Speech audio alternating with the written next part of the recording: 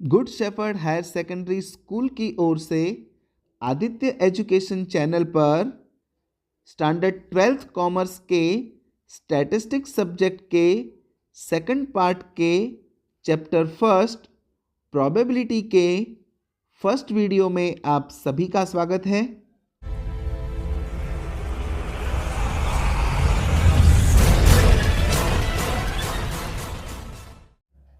Statistics Part 2, Chapter number 1, Probability.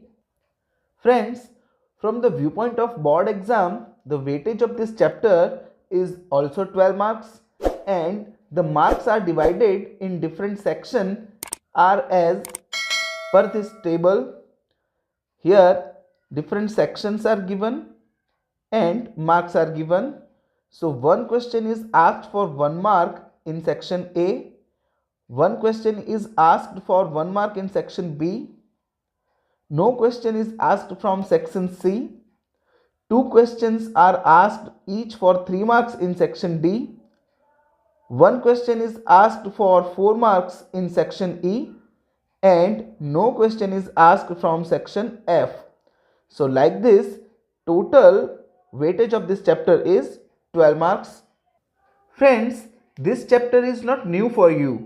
You all are familiar with probability because in standard 9th and in standard 12th you had studied this chapter, but in those standards you have studied a very small portion of this chapter. Here in standard 12th you will study this chapter in detail.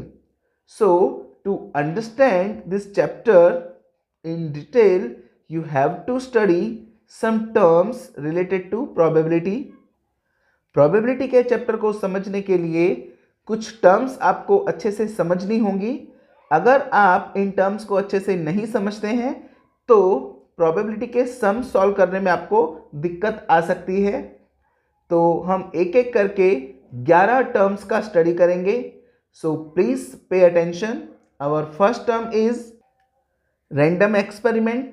So the meaning or define of random experiment is the experiment which can be independently repeated under identical conditions and all its possible outcomes are known, but which of the outcomes will appear cannot be predicted with certainty is called random experiment.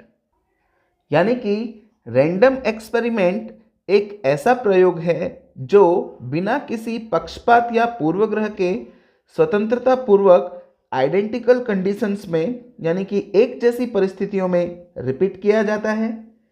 इसके सारे संभावित परिणाम हम पहले से जानते होते हैं, लेकिन कौन सा परिणाम आएगा वो हम श्योरिटी से नहीं कह सकते। ऐसे प्रयोग को हम रैंडम एक्सपेरिमेंट कहते हैं। For example, toss a balanced coin. Friends, हम सभी जानते हैं कि जब हम कॉइन को टॉस करते हैं तो उसके पॉसिबल आउटकम्स या तो हेड होगा या तो टेल होगा, यानी इसके दोनों के दोनों पॉसिबल आउटकम्स हम जानते हैं, लेकिन एग्जैक्टली कौन सा आउटकम आएगा ये हम श्योरिटी से नहीं कह सकते। दूसरा example, throw a balanced die. आपने फ्रेंड्स लूडो खेलते हुए डाइस देखा होगा जिसके 6 सरफेसेस होती हैं। जब आप डाइस को रोल करते हैं तो आपको पता है 1 to 6 में से कोई भी नंबर आएगा, यानी उसके सारे पॉसिबल आउटकम्स आप पहले से जानते हैं, लेकिन डाइस रोल करते हुए एग्जैक्टली कौन सा नंबर आएगा ये आप पहले से अंदाजा नहीं लगा सकते। तो ये भी एक रैंडम एक्सपेरिमेंट हुआ। Third example, draw a card from playing cards. Friends, आप सभी ने प्लेइंग कार्ड्स देखे होंगे जिसमें टोटल 52 कार्ड्स होते हैं।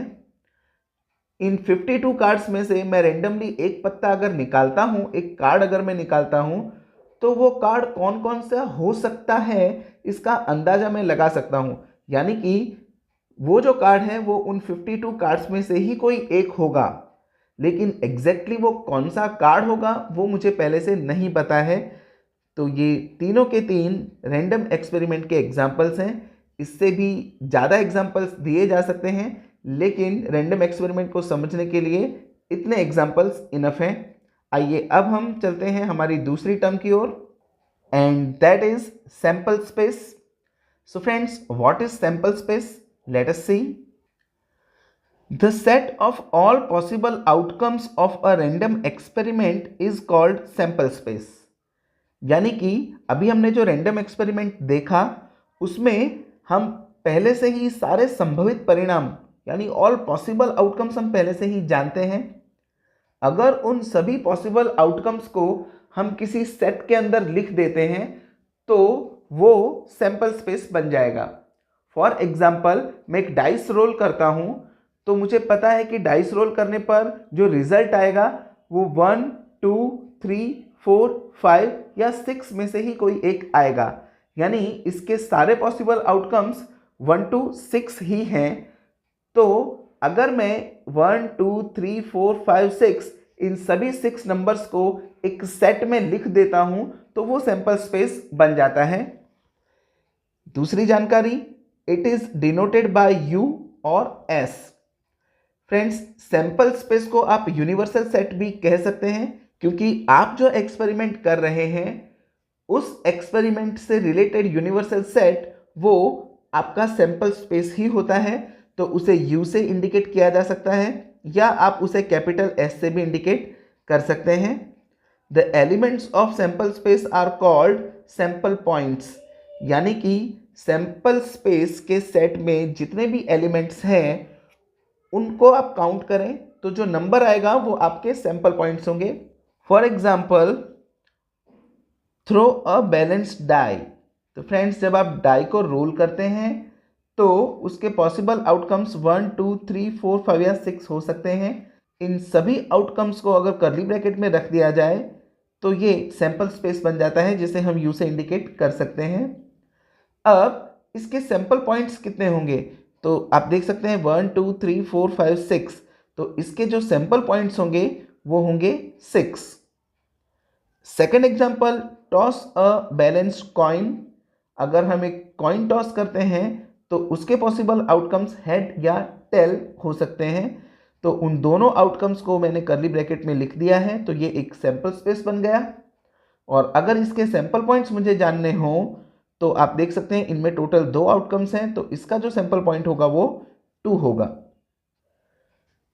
सैंपल स्पेस को 2 टाइप्स में डिवाइड किया जा सकता है, finite sample space and infinite sample space. What is finite sample space?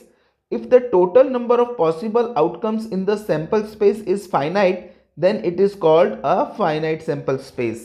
यानी सिंपल लैंग्वेज में हम कह सकते हैं कि अगर सैंपल स्पेस के आउटकम्स फाइनाइट हैं यानी कि काउंटेबल हैं, जिन्हें आप काउंट कर सकते हो, ऐसे आउटकम्स अगर हों तो उस सैंपल स्पेस को हम फाइनाइट सैंपल स्पेस कहेंगे। और if the total number of possible outcomes in the sample space of a random experiment is infinite, then it is called an infinite sample space। यानी कि जिस सैंपल स्पेस के outcomes uncountable हैं, जिन्हें हम count नहीं कर सकते, जो अमर्यादित संख्या में हैं, ऐसे सैंपल स्पेस को हम इनफाइनाइट सैंपल स्पेस कहते हैं। Now the third term, events. A subset of the sample space of a random experiment is called an event। यानी कि रैंडम एक्सपेरिमेंट का जो सैंपल स्पेस हमने तैयार किया है, जिसे अभी हमने U से इंडिकेट किया था, उसमें से अगर मैं कोई उसका सबसेट निकालता हूं तो उस सबसेट को हम इवेंट कह सकते हैं। यहां हमें एक बात ध्यान रखनी है कि किसी भी रैंडम एक्सपेरिमेंट का इवेंट सैंपल स्पेस से बाहर नहीं हो सकता। यानी कोई भी इवेंट होगी वो सैंपल स्पेस के अंदर से ही होगी, इसीलिए इवेंट को सैंपल स्पेस का सबसेट कहा जाता है। फॉर एग्जाम्पल, मैं एक डाइस रोल करता हूं तो उसका सैंपल स्पेस है 1, 2, 3, 4, 5, 6। तो ये इसका सैंपल स्पेस हुआ। लेकिन अब अगर मैं कहूं कि मैं एक डाइस रोल करूं और मुझे 4 नंबर मिले तो ये जो 4 नंबर है वो उस सैंपल स्पेस के अंदर का ही एक पार्ट है, इसीलिए इसे एक इवेंट कहा जा सकता है या इसे हम एक घटना कह सकते हैं। एक दूसरा एग्जांपल, मैं एक डाइस रोल करता हूं और कहता हूं कि जो भी नंबर आए वो इवन नंबर हो। तो फ्रेंड्स एक डाइस पर इवन नंबर 2, 4 या 6 हो सकते हैं। तो ये तीनों के तीन उस सैंपल स्पेस में से ही होंगे, तो ये भी एक इवेंट हो सकती है। तो इवेंट कभी भी सैंपल स्पेस से बड़ी या सैंपल स्पेस से बाहर नहीं हो सकती। इवेंट हमेशा सैंपल स्पेस का सबसेट ही हो सकती है। The events are generally denoted by letters A, B, C और A1, A2, A3 एटसेट्रा। यानी इवेंट्स को इंडिकेट करने के लिए आप कैपिटल अल्फ़ाबेट्स को यूज़ कर सकते हैं, या A1, A2, A3 इस तरीके से भी आप इंडिकेट कर सकते हैं। फ्रेंड्स कई बार हमें बोर्ड एग्जाम में इवेंट को इंडिकेट करने वाली वेन डायग्राम ड्रॉ करने के लिए भी पूछा जाता है। तो इवेंट इंडिकेट करती हुई वेन डायग्राम कैसे बनती है वो आपको दिखाता हूँ। तो सबसे पहले हम सैंपल स्पेस U ड्रॉ करेंगे, जिसके लिए आप देख सकते हैं कि यहाँ पर हमने ये जो बॉक्स ड्रॉ किया है ये सैंपल स्पेस U इंडिकेट करता है। जैसा कि हमने अभी डिस्कस किया था कि कोई भी इवेंट वो U के अंदर से ही होती है। U यानी कि सैंपल स्पेस से बड़ी या सैंपल स्पेस से बाहर कोई इवेंट नहीं हो सकती। तो जो इवेंट A हम ड्रॉ करेंगे वो इवेंट भी हम इस बॉक्स के अंदर यानी कि इस सैंपल स्पेस के अंदर ही ड्रॉ करेंगे। तो फ्रेंड्स आप देख सकते हैं कि यहाँ पर इस सैंपल स्पेस के अंदर ये जो ऑरेंज कलर का एक सर्कल हमने ड्रॉ किया है वो हमारी इवेंट A को इंडिकेट करता है। अब इस पूरे सैंपल स्पेस के अंदर ये इवेंट A घट रही है या ये घटना बन रही है, इसे बताने के लिए हम इस सर्कल के अंदर शेडिंग करेंगे। तो यहाँ पर ये वेन डायग्राम रेडी है। आप देख सकते हैं कि इस पूरे सैंपल स्पेस में ये इवेंट A घट रही है। तो जब भी आपको इवेंट के लिए वेन डायग्राम पूछा जाए तो आप इस तरीके से वेन डायग्राम ड्रॉ कर सकते हैं। इवेंट्स के टाइप में फर्स्ट है impossible event, means the special subset phi or null set of the sample space of a random experiment is called an impossible event. It is denoted by phi or null set. यानी जो असंभव घटना है, जो कभी हो ही नहीं सकती, ऐसी इवेंट को इम्पॉसिबल इवेंट कहा जाता है। फॉर एग्जाम्पल मैं एक डाइस रोल करूं और मुझे 7 नंबर मिले, तो ये पॉसिबल नहीं है। The sun rises from north, this is also not possible. So these are impossible events and the impossible events are indicated by phi और नल सेट, या इसे हम एम्प्टी सेट भी कह सकते हैं। The probability of impossible event is always 0। तो ये बात आपको ध्यान रखनी है कि इम्पॉसिबल इवेंट की प्रोबेबिलिटी हमेशा 0 होती है। Second type of event is certain event, means the special subset U of the sample space of random experiment is called a certain event। यानी कि निश्चित घटना जो होने वाली ही है, यानी कि इस इवेंट के जो आउटकम है वो आपके सैंपल स्पेस के आउटकम के जितने ही होंगे, तो इसकी प्रोबेबिलिटी हमेशा 1 आएगी। For example the sun rises in the east, तो ये निश्चित घटना है, ये कभी बदल नहीं सकती। तो ऐसी 100% श्योरिटी वाली या सनातन सत्य बातों से रिलेटेड जो घटनाएं हैं उन्हें हम सर्टेन इवेंट कहते हैं, जिनकी प्रोबेबिलिटी हमेशा 1 होती है। तो फ्रेंड्स आज हमने प्रोबेबिलिटी से रिलेटेड 3 इंपॉर्टेंट टर्म्स देखी। नेक्स्ट वीडियो में हम और ज़्यादा नई टर्म्स सीखेंगे। So don't miss the next video. Good bye.